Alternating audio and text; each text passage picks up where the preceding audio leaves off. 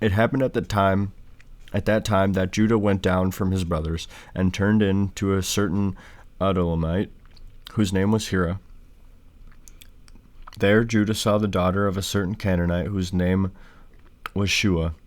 He married her and went into her, and she conceived and bore a son, and he called his name Again she conceived and bore a son, and she called his name Onan. Yet again she bore a son, and she called his name Shelah. She was in Chezib when she bore him, and Judah took a wife for his firstborn, and her name was Tamar. But Judah's firstborn, was wicked in the sight of the Lord, and the Lord slew him. Then Judah said to Onan, Go into your brother's wife, and perform the duty of a brother-in-law to her, and raise up offspring for your brother. But Onan knew that the offspring would not be his.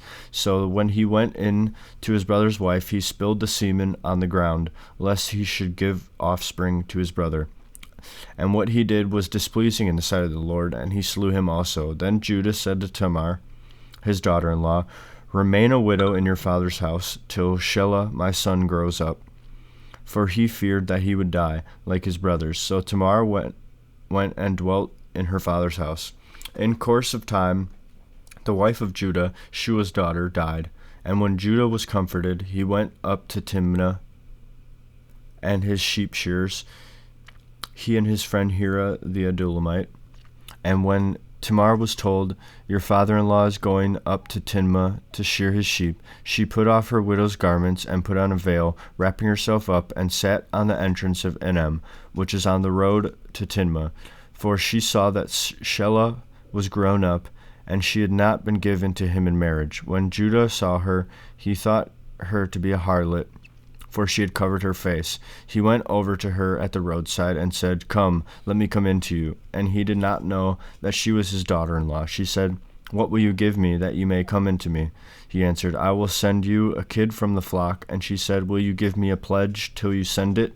He said, What pledge shall I give you? She replied, Your signet and your cord and your staff that is in your hand. So he gave them to her and went into her, and she conceived by him. Then she arose and went away, and taking off her veil, she put on the garments of her widowhood. When Judah sent the kid by his friend, the Adullamite, to receive the pledge from the woman's hand, he could not find her, and he asked the men of this place, Where is the harlot who was at Enem by the wayside? And they said, No harlot has been there. So he returned to Judah and said, I have not found her. And also the men of this place said, No harlot has been here. And Judah replied, Let her keep the things as her own, lest we be laughed at. You see, I sent this kid, and you could not find her. About 3 months later, Judah was told, Tamar, your daughter-in-law, has played the harlot, and moreover she is with child by harlotry. And Judah said, Bring her out, and let her be burned. As she was being brought out, she sent word to her father-in-law, By the man to whom these belong, I am with child. And she said, Mark, I pray you, whose these are, the signet and the cord and the staff. Then Judah acknowledged them and said, She is more righteous than I, inasmuch as I did not give her to my son Shelah, and he did not lie with her again. When the time of her delivery came, there were twins in her womb. And when she was in labor, one put out a hand, and the midwife took and bound on this hand a scarlet thread, saying, This came out first. But as he drew back his hand, behold, his brother came out, and she said, What a breach you have made for yourself. Therefore his name was called Perez. Afterward his brother came out with the scarlet thread upon his hand, and his name was called Zerah.